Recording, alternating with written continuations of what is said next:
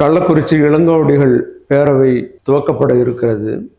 மகாகவி பாரதியாரால் புகழப்பட்ட நெஞ்சை அள்ளும் சிலப்பதிகாரம் என்கின்ற அந்த உன்னதமான ஒரு காப்பியத்திற்கு பிற தமிழ் இலக்கியங்களில் இருக்கின்ற சிறப்பு சேர்க்கப்படவில்லை. வெகு மக்களிடம் அது போய் சேரவில்லை. குடிமக்கள் காப்பியம் என்று பல அறிஞர்களாலும் புகழப்பட்ட சிலப்பதிகாரம் அதை தமிழர்கள் செவிமடுத்தும் கேட்பதில்லை.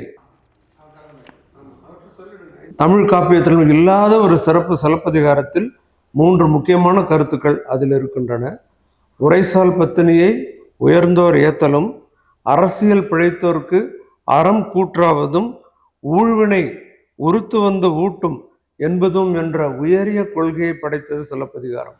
ஆனால் அந்த சிலப்பதிகாரத்தை பின்பற்றுவோரோ படிப்பவர்களோ அருகி வருகின்ற காலத்தில் ஐயா தமிழ் அறிஞர் திரு ஐயா மோகன் அவர்கள் தன் முனைப்புடன் சிலப்பதிகாரத்தை வெகு மக்களிடம் கொண்டு சேர்க்க வேண்டும் என்கின்ற பெயர் அவாவினால் கள்ளக்குறிச்சியில் இந்த மன்றத்தை இளங்கோவடிகள் பேரவை என்கின்ற இந்த அமைப்பை தோற்றுவித்திருக்கின்றார்.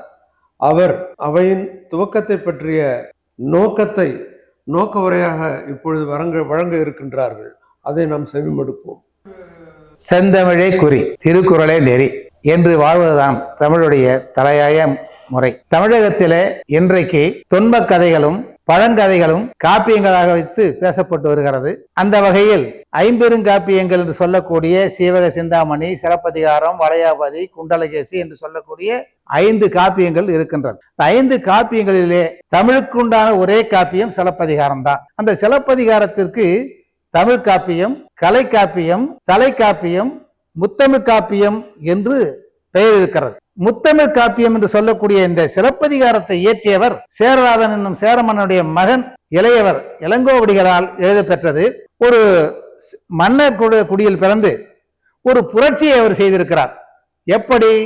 காப்பியங்கள் எல்லாம் தெய்வங்களையோ நாங்கள் தெய்வ பிறவிகள் என்று சொல்லிக் கொள்பவர்களையோ அல்லது மன்னர்களையோ காப்பிய தலைவராக வைத்துக் கொண்டு எழுத பெற்ற காலத்தில் ஒரு மன்னர் குடியில் பிறந்தவர் ஒரு நாட்டில் வாழக்கூடிய குடிமக்களின் அளவில் இருக்கிற வாணிக செட்டியார் குடும்பத்தில் பிறந்த கண்ணகியையும் கோவலனையும் வைத்து எழுத பெற்றிருக்கிறது என்று சொன்னால் இதனால்தான் இது குடிமக்கள் காப்பியம் என்று பெயர் பெற்றிருக்கிறது.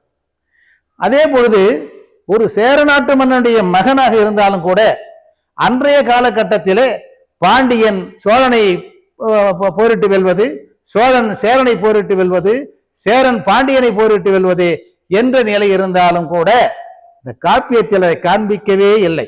இளங்கோவடிய நோக்கம் என்ன? முத்தமிழ் நாடும் முழுத்தமிழ் நாடாக இருக்க வேண்டும் என்பதுதான் அவருடைய நோக்கம்.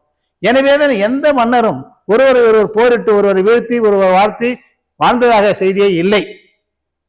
அத்தோடு மட்டுமல்லாது அவருடைய நோக்கம் எல்லாம் எல்லா அரசரையும் அவர் பாராட்டியிருக்கிறார். சோழனையும் பாராட்டியிருக்கிறார், பாண்டியனையும் பாராட்டியிருக்கிறார், சேரனையும் பாராட்டியிருக்கிறார். அப்படிப்பட்ட 3 மன்னர்களையும் பாராட்டி எழுதப்பெற்ற ஒரு காப்பியம். மன்னர்களை மட்டுமா பாராட்டினார்? அந்தந்த நாட்டு சோழ நாட்டு, பாண்டிய நாட்டு, சேர நாட்டு மக்களுடைய வாழ்வியல் முறை இன்றைக்கு எல்லாமே அவர் பாடிய பாடல் எல்லாம் இன்றைக்கு நாட்டாரியல் கலைகளாக, அதாவது நாட்டுப்புற கலைன்னு சொல்லுவாங்க இல்லையா, அந்த நாட்டாரியல் கலைகளாக இப்போது பரவி வந்தது. அந்த கலைகள் தான் பலவாறு தெரிந்து படித்தவர்களால் சற்று மாற்றம் செய்து, அதாவது நமக்கு மேலே இறைவனுடைய செயல்தான் என்ற அளவுக்கு அதை கொண்டு போயிட்டாங்க. ஆனால் சிலப்பதிகாரத்தின் செய்தி எதுவுமே இறைவன் செய்ததாக சொல்ல, ஆனால் அங்கேயும் ஆன்மீகம் இருக்கிறது, வழிபாடு வந்திருக்கிறது.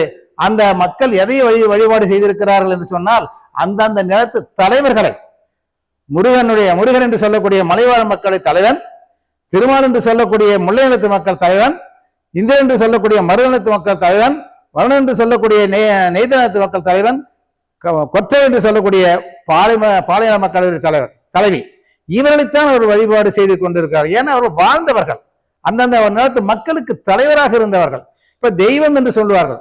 இதுவே சற்றே இன்றைக்கு 5000 ஆண்டுகளுக்கு முன்பு தொல்காப்பியத்தில அகப்பொருளை சொல்லக்கூடிய கருப்பொருள் சொல்லுவாங்க.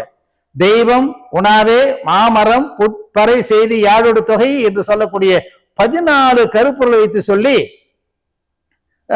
சொல்லியிருக்கிறார். அந்த வகையில் தெய்வங்கள் நிலத்தின் அந்தந்த நிலத்து மக்களின் தலைவனாகத்தான் வைத்து பார்க்கப்பட்டது. சரி, அவ்வாறு அவர்களை பாராட்டி இருக்கிறார்கள், அவர்களை வணங்கி இருக்கிறார்கள். இதை விட இன்னொரு செய்தி என்னவென்றால், அந்த நாட்டாரியர் மக்கள் ஆடிய கலைகள், பாடிய பாடல், நாட்டியம், ஓவியம் அனைத்தையும் சிறப்பாக இருந்ததை ஒரு மேல்நிலையில் கொண்டு சேர்த்து விட்டார்கள். அதுதான் ஒரு சிக்கல் இங்க ஏற்பட்டிருக்கிறது. காரணம் என்னவென்றால், இப்போது கூட சொல்லுவோம், ஒரு ஏழைக்கு அல்லது ஒரு குடிமகனுக்கு 10 குழந்தைகள் பிறந்தது. ஏன்னா 10 குழந்தைகள் பிறந்த வச்சு என்னடா செஞ்சுட்ட அப்படின்னு கேட்டா, நான் என்ன செய்வேன், பகவான் படியாந்தாச்சுன்னு சொல்லுவான். ஆக இவனுடைய செயலையும் இவனுடைய கற்பனைக்கு அப்பால் இருக்கிற ஏதோ ஒரு ஆற்றலால நடந்து போயிற்று என்று சொல்லக்கூடிய நிலையில் அவன் இருந்திருக்கிறான். அதே போல எல்லா செய்திகளும் இப்போ இன்றைக்கு நில ஆய்வு செய்தால் பூமி பூஜை செய்யறாங்க, சிலப்பதிகாரம் செய்திருக்கிறாங்க. பூமி பூஜை என்னைக்கு பூமி பூஜை சொல்றாங்க, அன்றைக்கு மண் ஆய்வு செய்திருக்கிறாங்க. எப்படி மண் ஆய்வு செய்திருக்கிறாங்க என்று அந்த உரைநடையில அந்த அரங்கேற்று கதையில பேசும்போது தெளிவாக பார்த்து விடலாம். அதே நேரத்தில் நாட்டியம் என்பது தமிழ் நாட்டியம். இப்ப பாருங்க, நாம வீணை தான் சொல்லுகிறோம். வீணை என்பது தமிழ் சொல் இல்லையே, அது வட சொல். அது யாழ் என்பதுதான் தமிழ் சொல். யாழ் என்று சொல்ல வேண்டும். இது போல இசைக்கருவிகள் தமிழிலேயே இருந்திருக்கிறது. அதாவது இசைக்கருவிகள் கூட தோற்கருவிகள், அதாவது நரம்பு கருவிகள், காற்று கருவிகள், அதே போல இவை மூன்றுமே தமிழ் பெயரோடு இந்த கருவிகள் இருந்திருக்கிறது. ஆனால் இப்பொழுது அவைகள் எல்லாம் மாறி, தமிழ் பெயரெல்லாம் மாறி வட சொல்லாக ஒழித்துக் கொண்டு இருக்கிறது என்பதை பார்க்கும்போது வருத்தமாக இருக்கிறது. அந்த வட சொல்லில் இருக்கின்ற பெயர்களாம் முன்பு தமிழாக இருந்தது, வட சொல்லாக வந்திருக்கிறது. மீண்டும் தமிழாக அதை மாற்றி மக்களிடத்திலே பரவ செய்ய வேண்டும் என்பதுதான் இந்த சிலப்பதிகாரத்துடைய தன்மையில இளங்கோவடிகள் பேரவை செய்யக்கூடிய தலையாய கடன். ஏன்னா மீட்டுருவாக்கம் என்ற தன்மையில தமிழ்நாட்டில் இருந்த பழைய தமிழ் கலைகள் மீண்டும் தமிழ் கலைகளாக வர வேண்டும், மாற்றம் இருக்கக்கூடாது என்பதற்கு ஒரு விளக்கத்துக்கு தான் இந்த பேரவையை தொடங்கி இருக்கிறோம். அதாவது கலை கூத்தாடி என்று சொன்னால் அது ஒரு மூங்கில் கடியை வைத்துக் கொண்டு ஆடக்கூடிய ஆட்டம் தான். அது நம்ம ஒரு 70-80 ஆண்டுகளுக்கு முன்னாடி தெருவில் கூட ஆடினாங்க, தொம்பர்கள் என்பது ஆடினாங்க. அந்த ஆட்டம் தான் கலை கூத்தாடி என்று வச்சு, அது ஏதோ அவர் கண்ணன் ஆடினாரு, மன்மதன் ஆடினாரு, கொற்றை ஆடினாரு சொல்லிட்டாங்க. ஆனா இது சாதாரண மக்கள் விளையாடின விளையாட்டு. ஆக சாதாரண விளையாண்ட அரிய விளையாட்டுகளை ஆரிய கூத்தாடினாலும் தாண்டவக்கோனே காசி காரியத்தில் கண்மையாட தாண்டவக்கோனே என்றால் அது அந்த தொம்பர் விளையாட்டுக்கு சரியா இருக்கும். நான் இப்பொழுது என்ன சொல்கிறேன், அது ஆரிய கூத்து அல்ல, அரிய கூத்து என்று சொன்னால் மிக சிறப்பாக இருக்கும் அல்லவா. எனவே அப்படி சொற்களிலே தமிழ் நடைமுறைப்படுத்தி அந்த சிலப்பதிகாரத்தினுடைய நாட்டாரியல் கலைகள் எல்லாம் தமிழ் கலைகள் தான் என்பதை வலியுறுத்துவதற்காகத்தான் இந்த சிலப்பதிகாரம் சார்பில் இளங்கோவடிகள் பேரவையை தொடங்கி இருக்கிறோம் என்று கூறிக்கொண்டு நிறைவு செய்கிறேன். நன்றி, வணக்கம்.